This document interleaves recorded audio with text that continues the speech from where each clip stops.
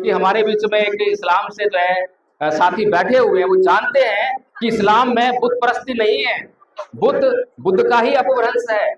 यानी कि बुद्ध की मूर्तियों को तोड़ने का रिवाज तो है, लेकिन बुद्ध की मूर्तियां बनाने का रिवाज इस्लाम में नहीं है। प्रश्न पूछना चाहता हूं, जो उस प्रश्न का उत्तर देगा उसको 100 रुपए का इनाम है।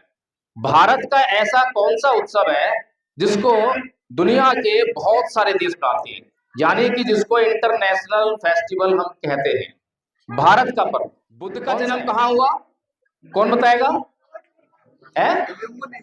लुम्बिनी। गलत जवाब। उसको बुद्ध का जन्म मान रहे हैं। कौन से धर्म को मानने वाले हो भाई? कौन से धर्म को मानते आए हो जिसने आपको आज तक ये असली सच छुपाए रखा? ये समाज बाबा साहेब की जयंती को मनाने के लिए एक दिन में करोड़ों अरबों रुपए खर्च कर देता है। कोई भी कार्यक्रम होता है लाखों रुपए खर्च हो जाते हैं, लेकिन उस स्कूल को चलाने के लिए, हमें उसका निर्माण करने के लिए पसीने छूट गए, दान नहीं मिलता। सही जगह पे दान नहीं मिलेगा। मंदिर बनाना होगा, बुद्ध विहार बनाना होगा, मूर्ति लगानी होगी तो तुरंत दान मिल जाएगा, लेकिन स्कूल जिससे कि ऐसा काम चल रहा है उसके लिए दान नहीं मिलता, सहयोग नहीं मिलता। बहुत मैं साधुवाद आदरणीय संचालक महोदय जी। और आज यहाँ पर ये जो कार्यक्रम आदरणीय आचार्य वीके बौद्ध जी ने आयोजित किया है, अपने पिताजी की पुण्य स्मृति के उपलक्ष्य में, निसंदेह वे इस गांव में एक क्रांति का संचार कर रहे हैं, सोए हुए को जगाने का काम कर रहे हैं। और निश्चित तौर पर खाली हवा में बात नहीं की है, यहाँ पर धम्मपद संघ के 4 बच्चों को आचार्य बनाने का जो महत्वपूर्ण कार्य करके उन्होंने इस भूमि में बीज को डाल दिया है, और वो बीज जो है अंकुरित होकर अब पल्लवित होने का काम शुरू कर दिया है। तो इसके लिए मैं सबसे पहले आदरणीय आचार्य वीके बौद्ध जी को बहुत बहुत साधुवाद प्रस्तुत करता हूँ। आपको बहुत बहुत धन्यवाद। भगवान बुद्ध धम्मपद में कहते हैं, न परिसंग गिलोमानी न परिसंग कथा कथन अतनोव्य वेख्य कतानी अकतानी से, कि दूसरे क्या कर रहे हैं, दूसरे क्या नहीं कर रहे हैं, ये मत देखो। मैं क्या कर रहा हूँ और मैं क्या नहीं कर रहा हूँ, इसको देखो। ये बहुत महत्वपूर्ण है, महत्वपूर्ण कार्यक्रम हो रहा है। बच्चों को तो अभी समझ में नहीं आएगा, लेकिन बच्चों के समझने के लिए जरूर है। जो बड़े हैं अगर वो समझ गए तो ये आने वाली जो पौध है, जो आने वाला भविष्य है, वो रोशन हो जाएगा। तो बाबा साहेब ने जो हमें मिशन दिया, जैसा कि आदरणीय आचार्य नीलम बौद्ध जी ने बताया, परम पूज्य बाबा साहब डॉक्टर भीमराव अम्बेडकर ने भारत के लोगों के लिए बहुत ही महत्वपूर्ण बातें कही। और ऐसी बातें कोई मामूली इंसान कहे तो उसको जाने दीजिए, लेकिन ये बातें कौन कह रहा है? ये बातें विश्व का सबसे पढ़ा लिखा इंसान, सबसे बड़ा विद्वान, जितने भी विद्वान आपने सुने होंगे, जाने होंगे, क्या किसी को ऐसी कोई उपाधि मिली है? द सन यानी दुनिया का सूरज, द सिंबल ऑफ नॉलेज यानी ज्ञान का प्रतीक, द ग्रेटेस्ट इंडियन। बताइए, भारत में किसी को ऐसी उपाधि मिली है? या विश्व के किसी भी व्यक्ति को आपने ऐसी उपाधि मिलते हुए सुना है क्या? फिर जिसकी बात बाबा साहेब ने कही, उनको भी उपाधि मिली, द लाइट ऑफ एशिया। किसी अन्य को ऐसी उपाधियां नहीं है। ये भारत के 2 महानतम व्यक्ति हैं जो भारत के लिए बहुत ही उपयोगी हैं, लेकिन भारत के लोग इन लोगों को ही नहीं जानते, बाकी सबको जानते हैं।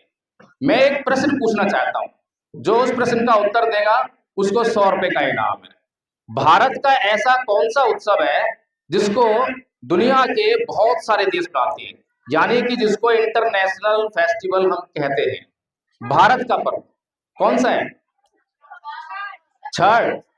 छठ में तो बिहार के लोग ही जानते हैं, साउथ में चले जाएंगे तो बिल्कुल नहीं जानते, दिल्ली में अब जाने लगे, नहीं मालूम।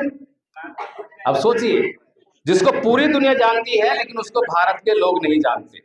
ये तो वही बात हुई कि घर में छोरा और बगल में ढिढोरा है। घर में सब कुछ मौजूद है और हम बाहर घूम रहे हैं।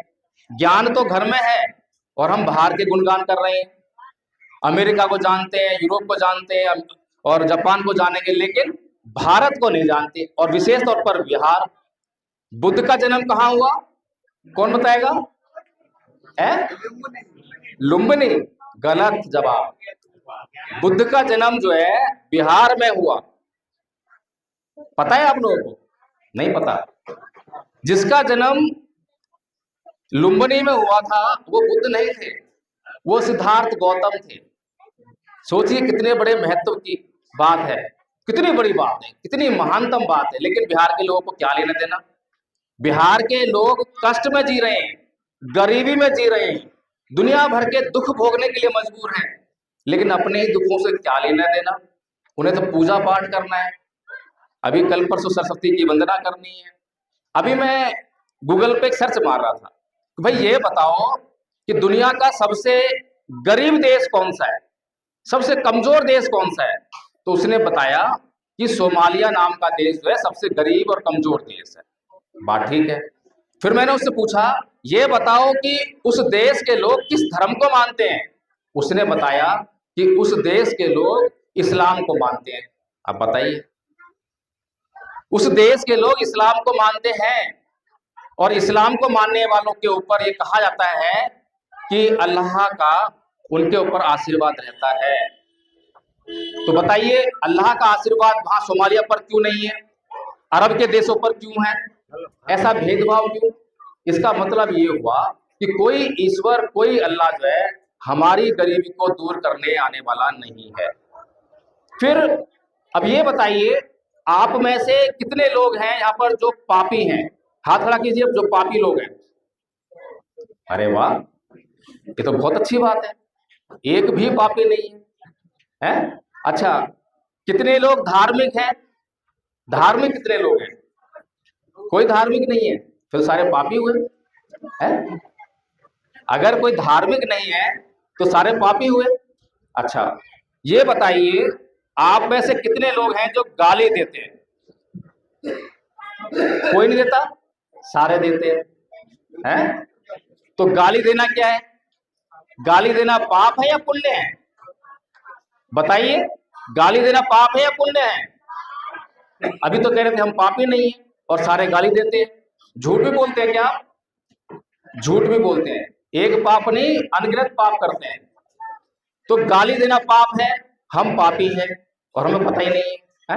अच्छा, ये बताइए आप में से कोई बीमार है आज? कोई बीमार है? नहीं है, सारे स्वस्थ हैं। अच्छा, गुस्सा कितने लोग करते हैं? सारे करते हैं। और गुस्सा करना बीमारी नहीं है? गुस्सा करना बीमारी नहीं है क्या? हम लोग सभी बीमार हैं। असली बीमारी को तो पहचानते नहीं। बीमारी किसे कहेंगे? बुखार, सर्दी, गर्मी, टीबी, कैंसर, इसको बीमारी कहते हैं। और ये जो काम, क्रोध, मोह, लोभ, द्वेष, तृष्णा, ईर्ष्या, राग, जिसकी वजह से ये बीमारियां शरीर में आ रही हैं, उसको तो बीमारी नहीं मान रहे हैं। कौन से धर्म को मानने वाले हो भाई? कौन से धर्म को मानते आए हो जिसने आपको आज तक ये असली सच छुपाए रखा? अगर भगवान बुद्ध को माना होता तो ये असली सच आपके सामने आ गया होता। अभी आचार्य जी ने, आचार्य प्रतिमा जी ने आपको कोर्स पूरा सुनाया, उसमें ही सबसे पहले नमन का बताया, नमो तस्स भगवतो अरहतो सम्मा संबुद्धस्स। मैं उन सम्यक संबुद्ध को नमन करता हूं। किसको? कोई प्रार्थना नहीं, किसी से कुछ मांग नहीं रहे। अभी जो लोग मंदिर जाते हैं लोटा लेकर, वे लोग किस लिए जा रहे हैं? क्योंकि मंदिर में कोई देवी देवता, कोई ईश्वर बैठा है, वो ऐसा मानते हैं। वो ऐसा भी मानते हैं कि वो जब उस ईश्वर से, देवी देवता से लोटा का जल चढ़ाकर या दूध चढ़ाकर कुछ मांगेंगे तो वो दे देगा। वो ऐसा मांगते हैं, तो वो मांगने के लिए जाते हैं। ऐसे ही अल्लाह को मांगने वाले, इस्लाम को मानने वाले मस्जिद में जाकर मांगते हैं। गिरजाघर जाने वाले ईसाई भी मांगते हैं, लेकिन बुद्ध को मानने वाले मांगते नहीं है। क्या कह रहे हैं? कि मैं उन सम्यक संबुद्ध को नमन करता हूं जिन्होंने अपनी समस्त इंद्रियों पर पूरी तरह नियंत्रण स्थापित करके अपने चित्त कलेशों, काम, क्रोध, मोह, लोभ, द्वेष, तृष्णा, ईर्ष्या, यानी जिनसे बीमारियां पैदा होती हैं, उनको पूरा नियंत्रण में कर लिया, पूरी तरह संयमित हो गए और अपने चित्त को परिशुद्ध कर लिया। इसीलिए भगवान बुद्ध का जो ज्ञान है वो इस देश के लिए, हम सबके लिए बहुत जरूरी है। आज का जो विषय है कि भारत बौद्धमय क्यों हो ये जरूर पता होना चाहिए, ताकि हम हर एक आदमी को बता सकें कि तुम्हारे लिए इसकी बहुत जरूरत है। अभी आदरणीय आचार्य जी ने एक गाथा भी बताई होगी, अकोछि मंग अवधि मंगजिनी मंग आहासी में ये चेतंग उपनयंती वे रंगते सग न सम्मति। उसने मुझे मारा, उसने मुझे डांटा, उसने मुझे लूट लिया, उसने मुझे जीत लिया, जो ऐसा अपने मन में बनाए रखते हैं उनका वैर कभी शांत नहीं होता। एक कहानी सुनाता हूं, बिल्कुल रियल घटना है, कोई झूठी कहानी नहीं सुनाऊंगा, बिल्कुल प्रैक्टिकल। हमारे एक साथी हैं, दिल्ली पुलिस में जॉब करते हैं, लेकिन बहुत गुस्से वाले हैं।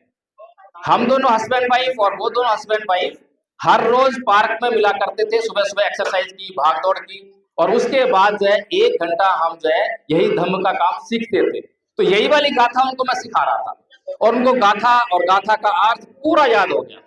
एक दिन उनकी मैडम का फोन आया कि आदरणीय प्रकाश जी घर पे आ जाइए, 3 दिन से बोलचाल नहीं है।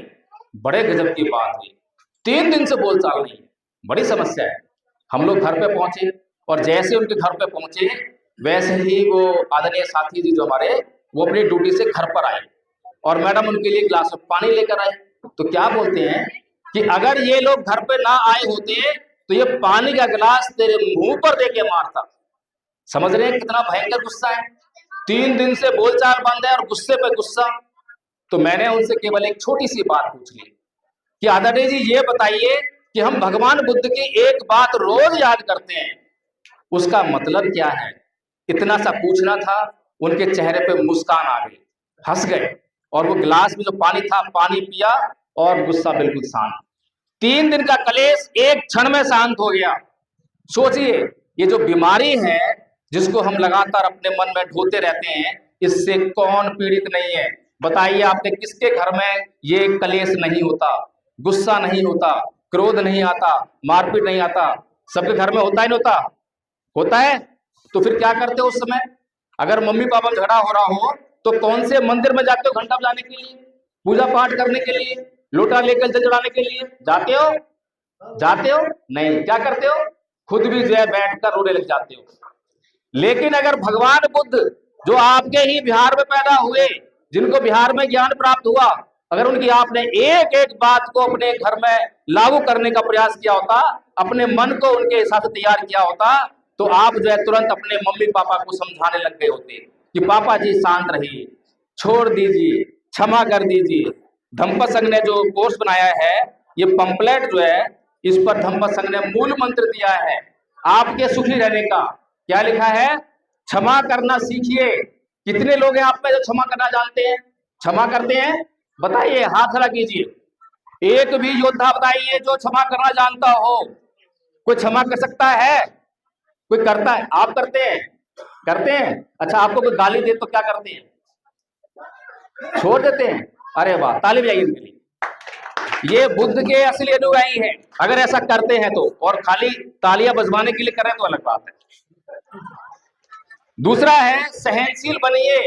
कितने लोग हैं जो सहन करते हैं बातों को, कटु वचनों को जो सहन करते हैं? कितने लोग हैं?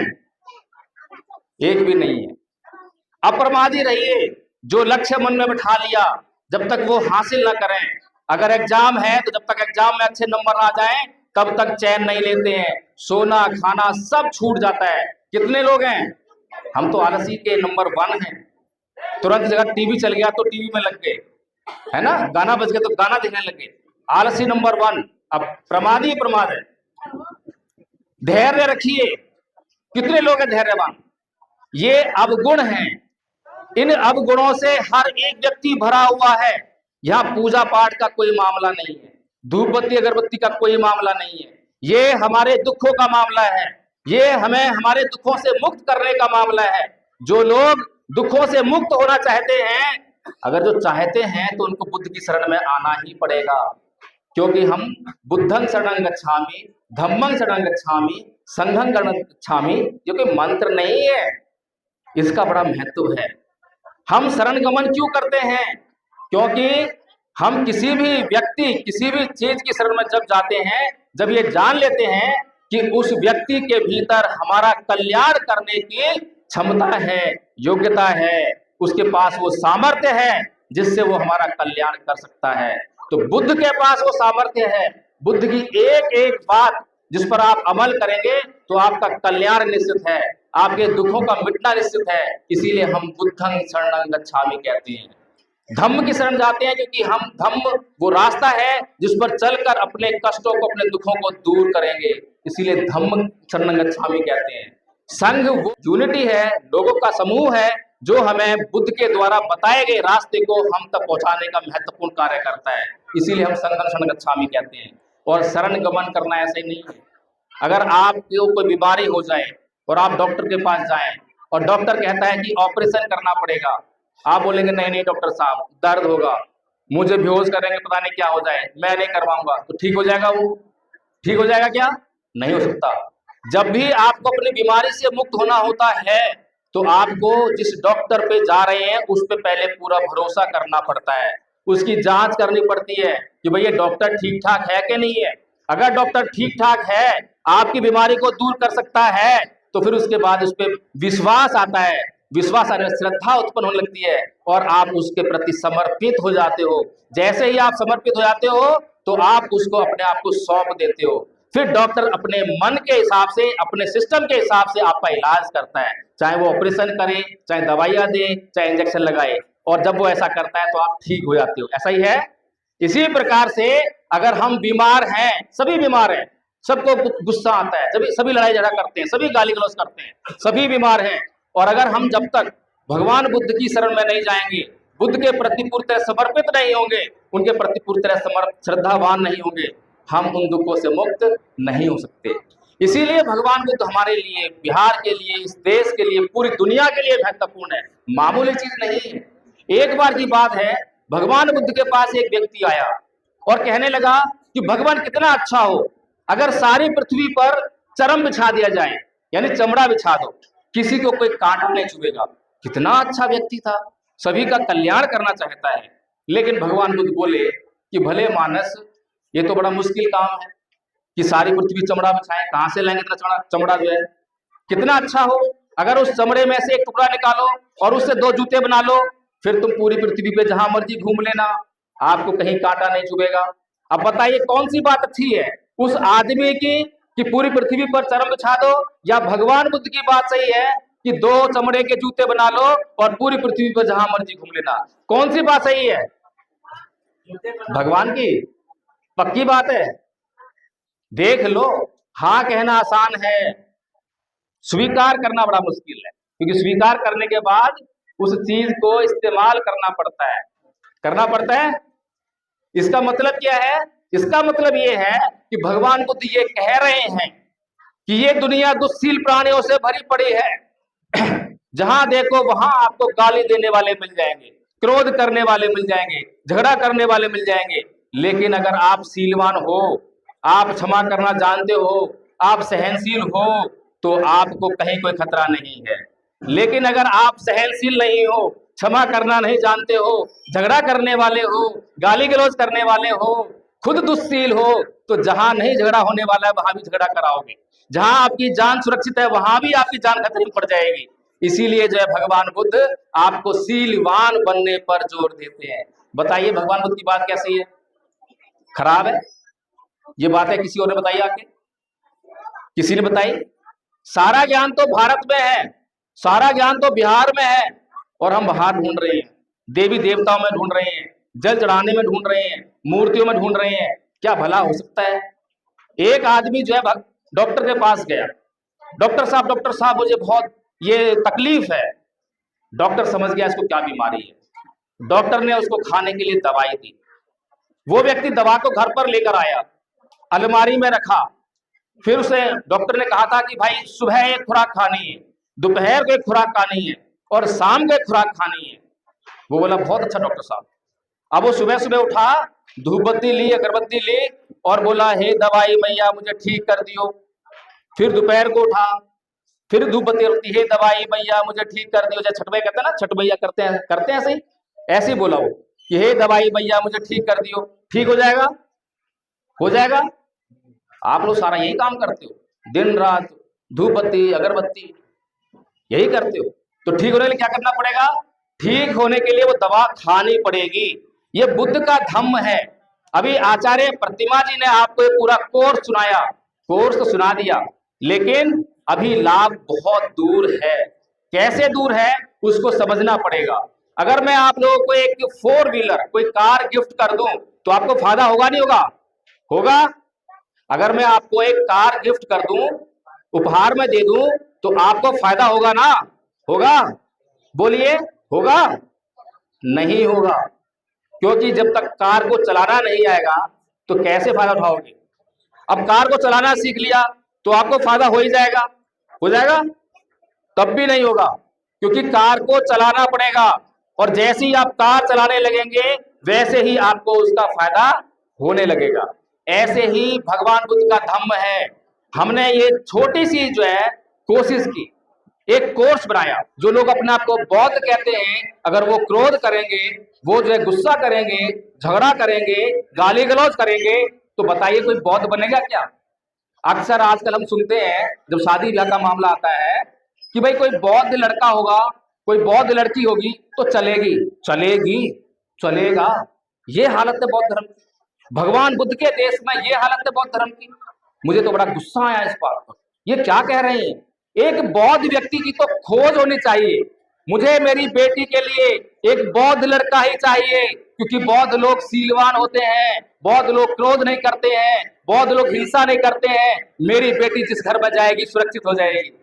सोचिए, अगर ऐसा बौद्ध धर्म का प्रचार प्रसार होगा तो क्या बौद्ध धर्म यहाँ फलने फूलने से रुक जाएगा? क्या भारत बौद्धमय होगा नहीं? पूरी दुनिया में बौद्ध धर्म नहीं फैलेगा? लेकिन हमने तो झंडा उठाया और नारे लगाना शुरू कर दिया। बौद्ध धर्म की क्या पहचान? मानव मानव एक समान। बौद्ध धर्म का यही नारा, करुणा मैत्री भाईचारा। लेकिन बौद्धों के दिमाग में तो करुणा नहीं है, मैत्री नहीं है, भाईचारा तो भूल ही जाइए। उन्हीं के समाज के लोग भूखे मर रहे हैं, गरीबी में जी रहे हैं, बच्चे अनपढ़ हैं, लेकिन उनका जो है उन पर कोई फोकस नहीं, बल्कि उनको ईर्ष्या करते हैं, उनको और टॉन्टिंग करते हैं। अरे तूने ऐसा नहीं किया, तूने ऐसा नहीं किया। तो इस तरह कैसा समाज बना रही है, कैसे धर्म का प्रचार कर रहे हैं? बुद्ध का धर्म जो है करुणा पर आधारित है। अगर मेरा पड़ोसी जो है गरीब है, भूखा मर रहा है, तो मैं उसके कहने से पहले उसके पास उसकी आवश्यकता की चीजों को लेकर पहुंच जाऊं, तब तो मेरा धर्म कामयाब है।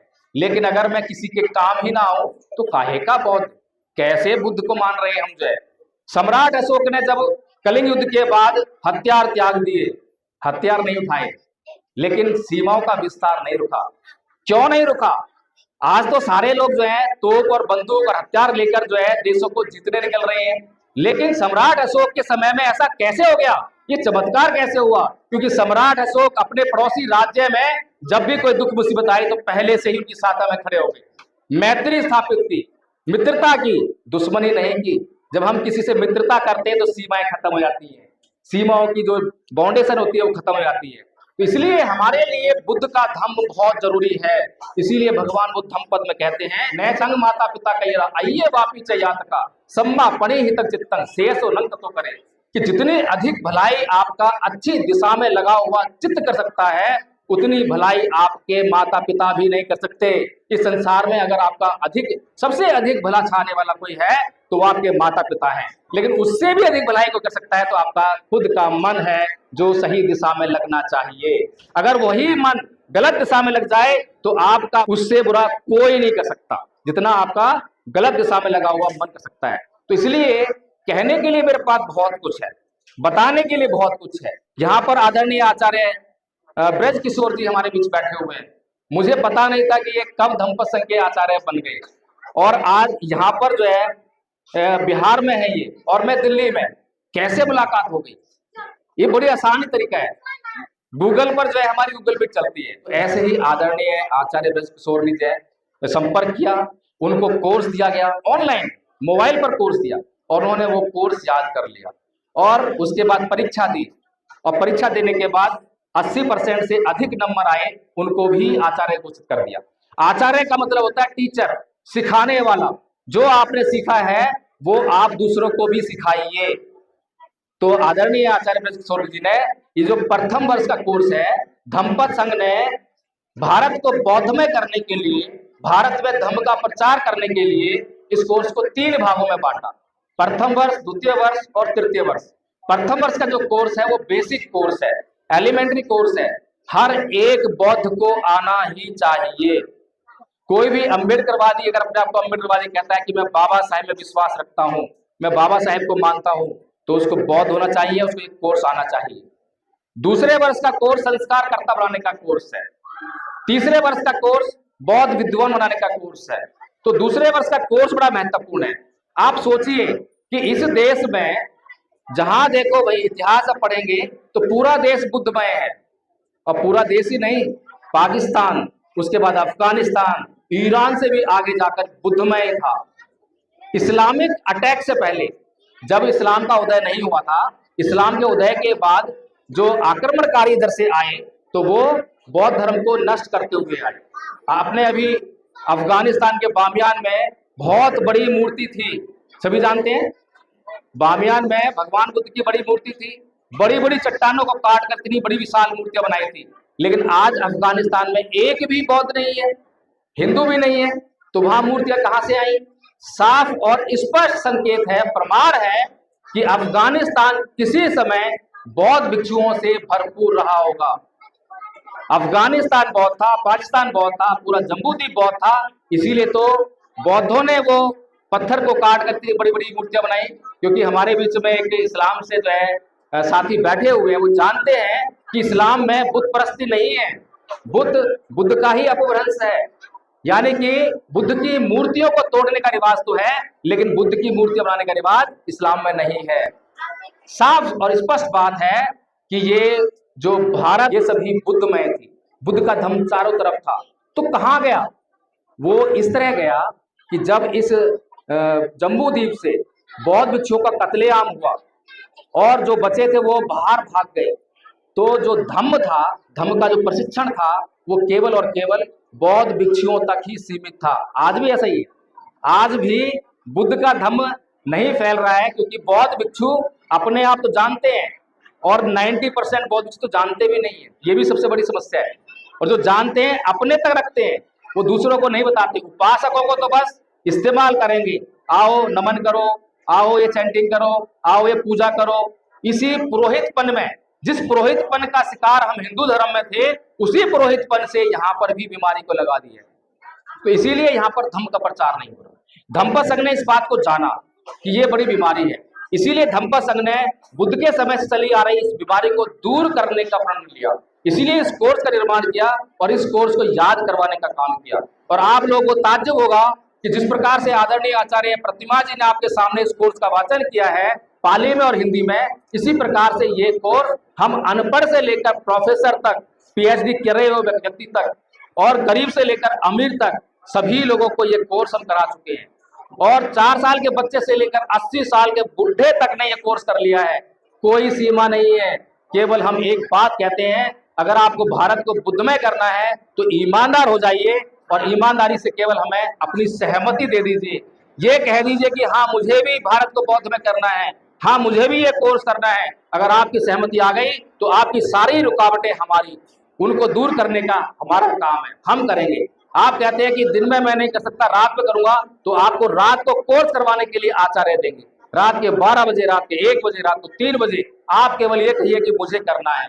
सारी समस्याएं हमें दे दीजिए, आपके सामने कोई समस्या नहीं रहेगी। समझ में आ गया? भारत को बौद्धमय होना चाहिए, होना चाहिए? बोलिए जो सुन रहे हैं, भारत को बुद्धमय होना चाहिए या नहीं होना चाहिए? होना चाहिए। और दूसरा क्या था कि कैसे करें, कैसे करने का जवाब दे दिया। ये कोर्स करेंगे और दूसरों को कराएंगे और खुद से इसको जो एक्सपीरियंस भी करना है। जब कोई व्यक्ति कोई दवा खाता है और दवा खाने के बाद उसको फायदा होता है, सही हो जाता है, तो कोई उसे कंपनी पैसे देने नहीं आती कि लो जाके मेरी दवाई का प्रचार करो। वो हर जगह जहां जहां वो बीमार लोग होते हैं, उस बीमारी के बीमार, वो अपने आप बताता है, बार बार बताता है और पूरे विश्वास के साथ बताता है, और वो व्यक्ति सुनकर दवाई का इस्तेमाल करने लग जाता है। तो इसीलिए हमें जो है इस दवा को, आदरणीय आचार्य प्रतिमा जी ने अभी केवल एक काम किया है। क्या किया है? हमने उनको कार गिफ्ट की है, तो ये कार उनके पास पहुंच गई है।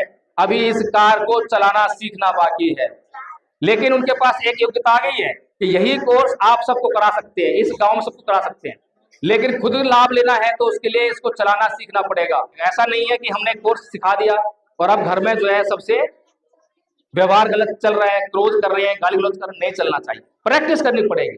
अभी मुझे क्रोध आ रहा है और अभी मैंने आपको बताया कि क्रोध करना हमारे लिए हानिकारक है, तो ऐसा नहीं है कि मेरे बताने के बाद आप जब तुरंत क्रोध करना छोड़ देंगे।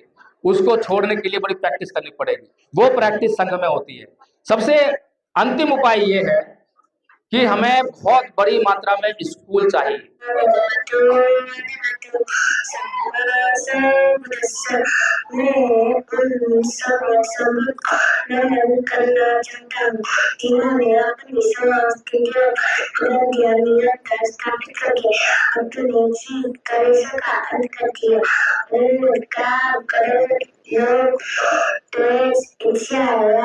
डैडी को अपने जीप से निकालकर अपने जीप को पसंद किया।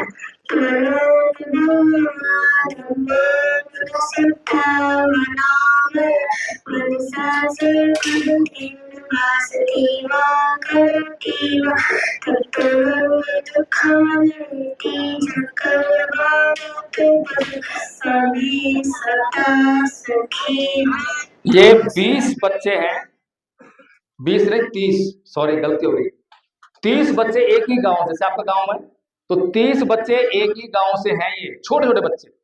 तो जब 30 बच्चे हमारे आचार्य बन गए तो हमने सोचा कि भाई इनकी शिक्षा का कार्यक्रम भी हमें चलाना चाहिए, इनको कामयाब करने की जिम्मेदारी हमारी है। ये समाज बाबा साहेब की जयंती को मनाने के लिए एक दिन में करोड़ों अरबों रुपए खर्च कर देता है। कोई भी कार्यक्रम होता है लाखों रुपए खर्च हो जाते हैं, लेकिन उस स्कूल को चलाने के लिए हमें उसका निर्माण करने के लिए पसीने छूट गए, दान नहीं मिलता, सही जगह पे दान नहीं मिलेगा। मंदिर बनाना होगा, बुद्ध विहार बनाना होगा, मूर्ति लगानी होगी तो तुरंत दान मिल जाएगा, लेकिन स्कूल जिससे कि ऐसा काम चल रहा है उसके लिए दान नहीं मिलता, सहयोग नहीं मिलता। तो मैं आप लोगों से उम्मीद करता हूं कि बाबा साहेब को समझने का प्रयास कीजिए, क्योंकि बाबा साहेब एक बार जब संसद से बाहर निकल रहे थे तो नेहरू जी उनसे बोले कि अरे बाबा साहेब, तुम किन लोगों के लिए काम कर रहे हो, ये लोग तुम्हें कुछ देने वाले नहीं है। उनकी बात ठीक थी, क्योंकि बाबा साहेब जिसने इस देश के लोगों को वोट का अधिकार दिया वो अपना पहला ही चुनाव हार गए थे। पहली बात तो किसी को उनके सामने चुनाव लड़ना नहीं चाहिए था, किसी पार्टी को उनके सामने चुनाव लड़वाना नहीं चाहिए था। चुनाव लड़ा गया, चुनाव लड़वाया गया और उन्हें हराया भी गया, लेकिन बाबा साहेब डॉक्टर भीमराव अम्बेडकर तो बाबा साहेब है। जवाब देते हुए कहते हैं कि ए नेहरू जी, मैंने इस समाज में जन्म लिया है, इस समाज के ऊपर मेरा कर्ज है, अगर ये मेरा समाज मुझे पीट पीट कर लैंप पोस्ट पर लटका दे तो भी मैं मरते दम तक इसी समाज के लिए काम करूंगा। तो इसीलिए हमें बाबा साहेब की उस तरफ को, बाबा साहेब के उस मिशन को समझने का कार्य करना चाहिए, और जब हम बाबा साहेब के उस मिशन को समझ जाएंगे तो हम असली काम पे फोकस करेंगे। इस महाबोधि महाविहार को बचाने तो निकल रहे हैं, लेकिन भारत को बुद्धमय करने के लिए नहीं निकल रहे हैं। कितने भी आप संघर्ष कर लीजिए, जब तक भारत में बौद्धों की संख्या नहीं बढ़ेगी तो जो संपत्तियां आपके पास आज है वो भी कल उनके पास चली जाएगी। लेकिन अगर ये भारत बुद्धमय हो गया तो जो संपत्ति आपकी किसी के भी हाथ में है वो सब वापस आ जाएंगी, दूसरों की भी आ जाएंगी। तो ये जो मिशन है, ये मिशन एक्सपीरियंस लेकर एक्सपीरियंस देने का मिशन है, ये खाली नारों का मिशन नहीं है। नारों से और कार्यक्रमों से कुछ होने वाला नहीं है, इसके लिए अभ्यास करना पड़ेगा, ट्रेनिंग करनी पड़ेगी। अब आप लोगों में से कितने लोग हैं जो ये कोर्स करना चाहते हैं, ईमानदारी साथ में करना करेंगे? ठीक है, आप लोग करेंगे। आदरणीय जी, मैं आपसे बोल रहा हूँ, हाँ, इनको तो मैं जानता भी नहीं हूँ, ना ये मुझे जानती है प्रतिमा जी जो है। मैंने पूछा आप मुझे जानते हो, नहीं जानते, तभी मिट्टी में जुड़ी है। आचार्य जी ने कराया है, फिजिकल हुआ है। गूगल से करना है तो गूगल मीट पे आप जुड़ जाइए, सुबह दोपहर शाम 3 टाइम मीटिंग चलती है, सुबह 5 से 8, दोपहर को 3 बजे 4:30 बजे तक, और शाम को 7 बजे से 10 बजे तक। जब आपकी मर्जी हो, जब जुड़िए, जितना जुड़ सकते उतना जुड़िए, कोई बाउंडेशन नहीं है। तो खड़े हो जाइए।